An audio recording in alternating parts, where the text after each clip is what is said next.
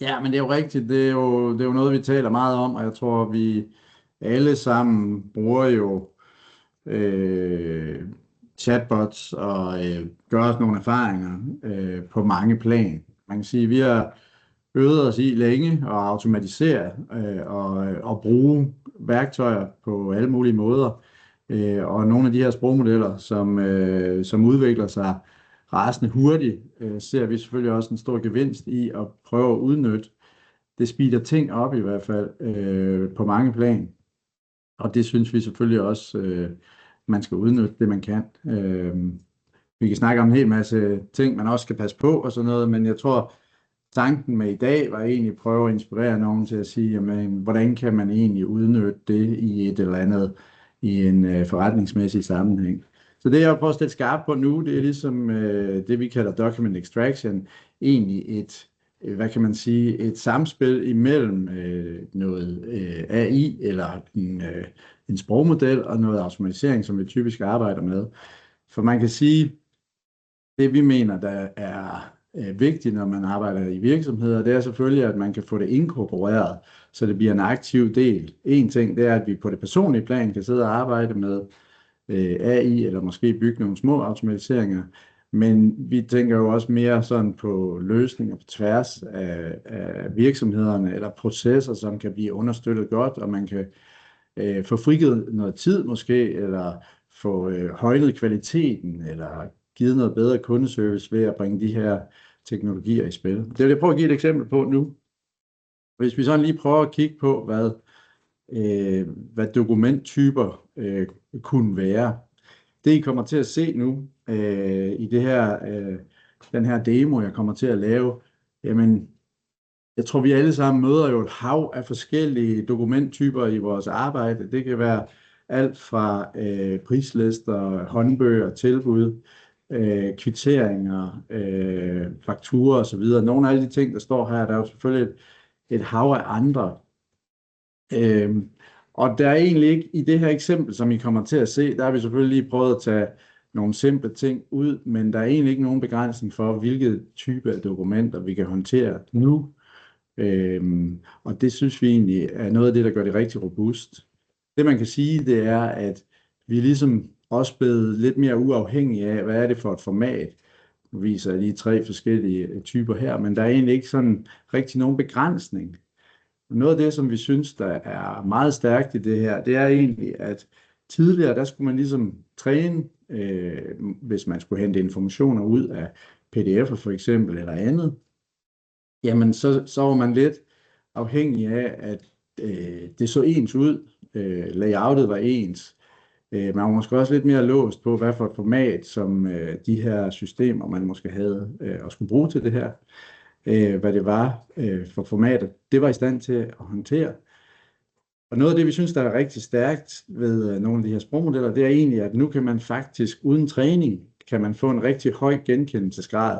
Jeg vil ikke sige, at den kan ramme alle 100%, men det vi oplever er, at det er meget, meget høj genkendelse, der er, selvom den ikke kender dokumentet i forvejen. Nu fik jeg lige en lille... Den kommer tilbage senere. Hvis vi prøver lige at kigge på det flow, jeg vil prøve at vise jer, så kan man sige, man kunne forestille sig, at man havde et eller andet sted, det kunne være en inbox, hvor man modtager diverse dokumenter, og her kunne man passende have en agent, illustreret med den her lille robot, til at stå og monitorere og holde øje med, hvad er det, der kommer ind. Det kunne man sende videre til sådan en service, som vi for eksempel har lavet, som vi kalder document extraction. Det første, der sker her, det er egentlig, at man klassificerer, hvad det er, der kommer. Og grunden til, det er smart at lave den her klassificering, det er fordi, hvis man har den ene type af dokument, for eksempel en faktura, jamen så er det måske nogle specifikke informationer, man vil have ud af det dokument. Men hvis det var en anden type af dokument, så var det nok nogle andre ting. Nu har jeg lige skrevet 3 stykker op her. Altså der er jo ret stor forskellig eller variation på, hvad der står på en faktura kontra en kvittering eller en bon. De minder lidt om hinanden, men en fartbøde for eksempel, som vi også har arbejdet med nogle biludlejningsfirma omkring, jamen der står jo nogle helt andre ting. Men det er sådan set lige meget. Den klassificering, det kan vores kunstig intelligensmodel, den kan hjælpe med at sige, hvad er det egentlig, jeg har fat i. Ud fra det, så er der ligesom defineret, hvad vil jeg gerne have ud af det her dokument, og det skriver man egentlig, jeg skal nok prøve at vise det lidt senere, men det skriver man egentlig bare ind i en template, og i vores tilfælde her, der har vi illustreret det bare med et Excel-ark med nogle kolonner, hvor man så egentlig skriver de her informationer ind. Og som I kan se op til højre, så kunne det være sådan noget som fakturanummer, varenavn, antal, pris osv.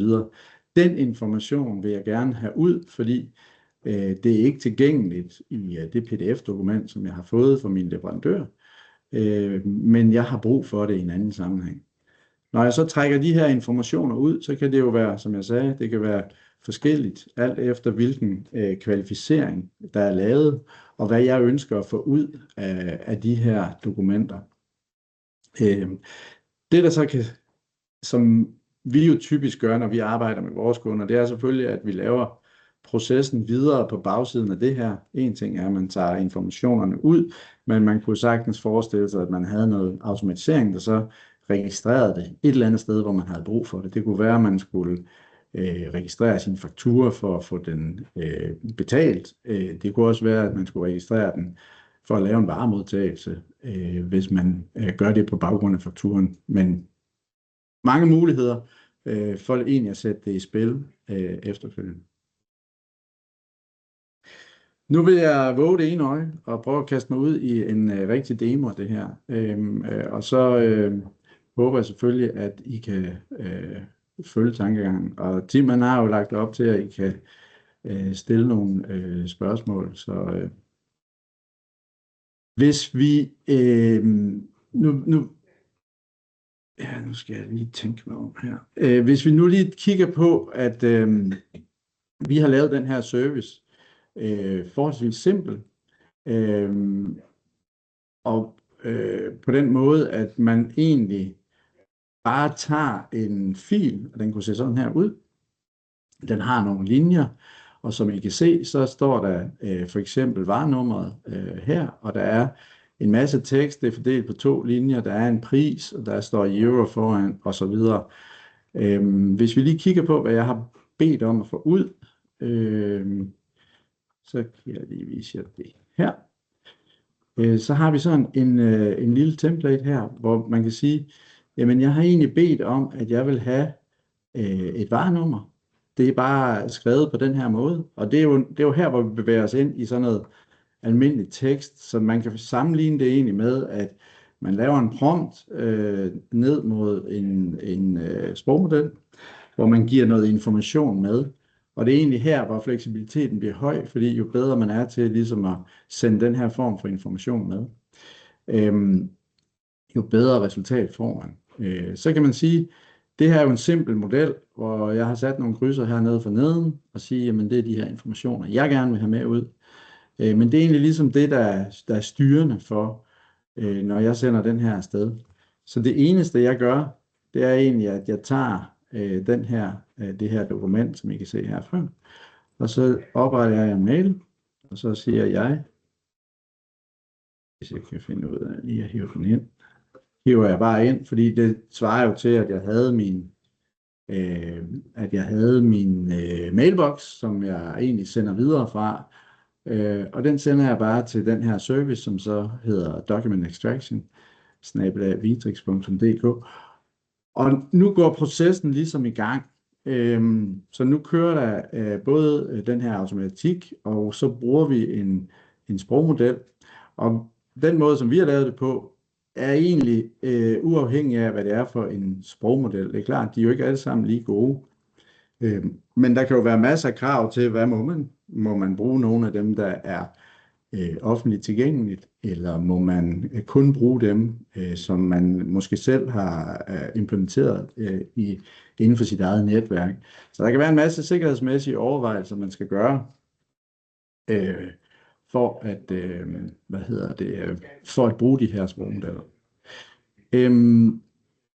Jeg kunne godt tænke mig lige, mens den står så og processerer, så kunne jeg godt tænke mig lige at vise det på en anden måde også. Nu tænder jeg lige min telefon her. Skal I gerne lige kunne se den lige om et øjeblik.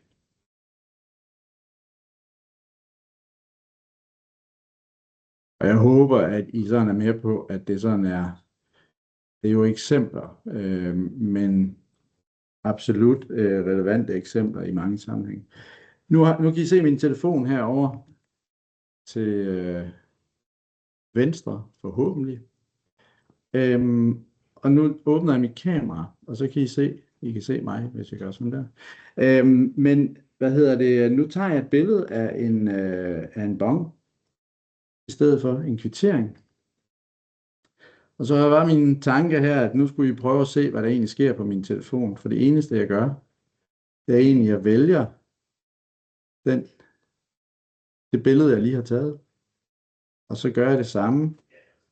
Og det som, nu er det en iPhone, jeg står med her, og det tænker jeg fungerer præcis på samme måde på en Android, at man ligesom får indlejret, man får faktisk indlejret billedet som del af mailen. Så lige nu er det ikke noget attachment, men bare et indlejret billede.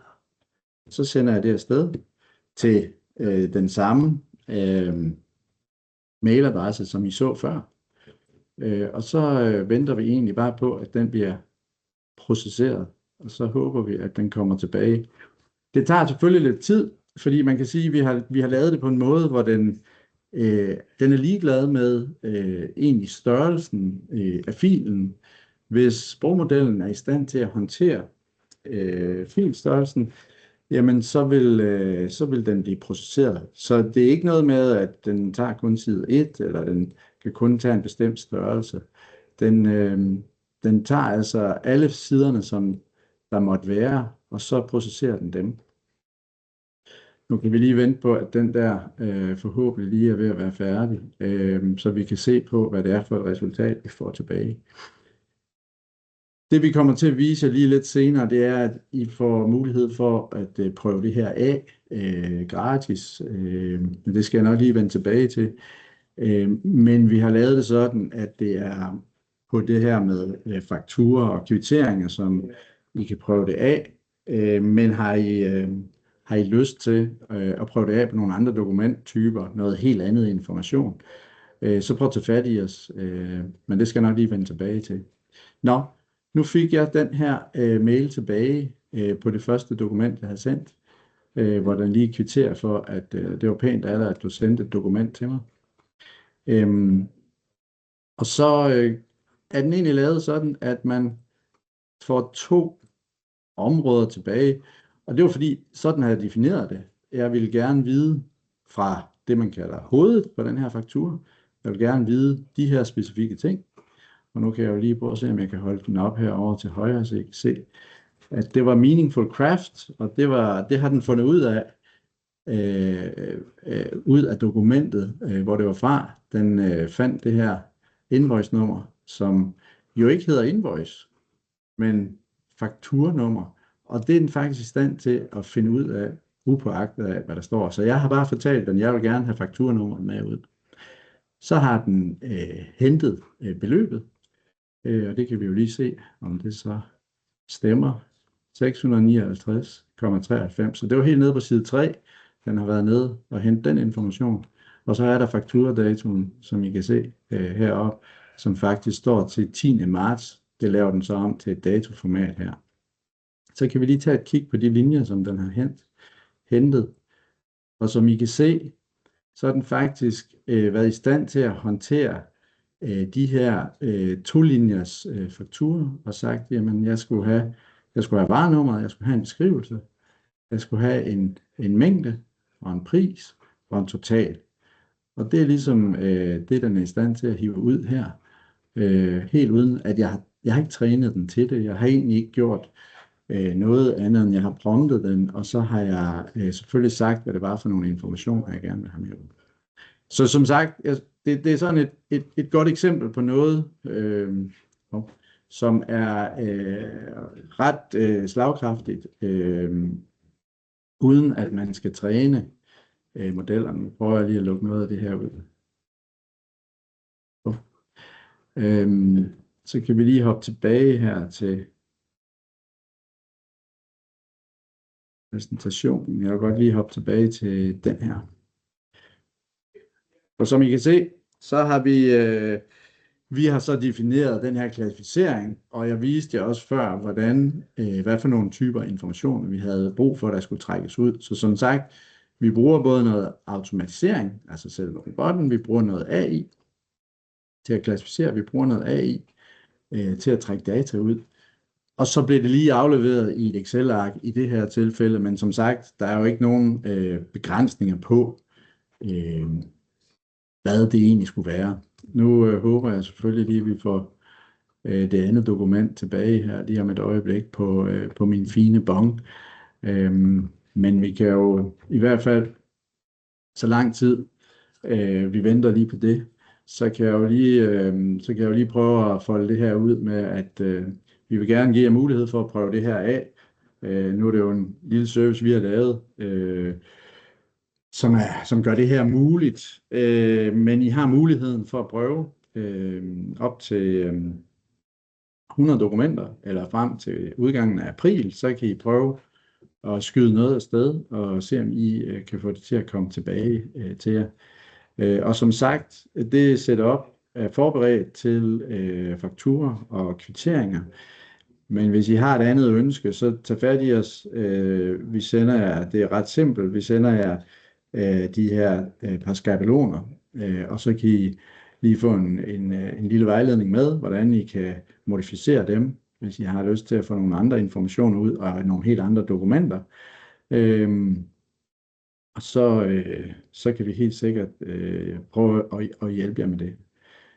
Så det eneste, I skal gøre, var det samme, som jeg viste jer lige før. Altså tage et billede på telefonen og sende den, eller tage dokumentet som en pdf, eller hvad det er, og send det til den her mailadresse, og så får I et resultat tilbage. Så må vi lige tilbage og se, om jeg har fået det hele med. Nu skifter jeg lige her, så I kan se, hvad det var for en kvittering, jeg havde fat i. Og den så sådan her ud, og nu fik jeg den tilbage her. Og lige at være lidt pædagogisk her, så man egentlig kan se, hvad der står. Så som I kan se, så har den hentet navnet på den her restaurant. Det er nogle sandwich, der er købt. Den har faktisk fundet ud af, at bongnummeret på den her var 21.191. Der var et totalbeløb på 553. Fakturadatoen. Og så har den faktisk også hentet de her linjer, hvis man har brug for det. Og den kunne også finde ud af, at der faktisk var en pose hernede.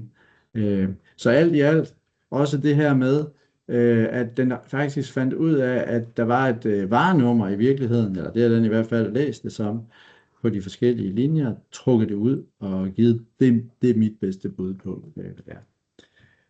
Så hvis I har lyst, så prøv det af. Som sagt, det er forberedt til jer,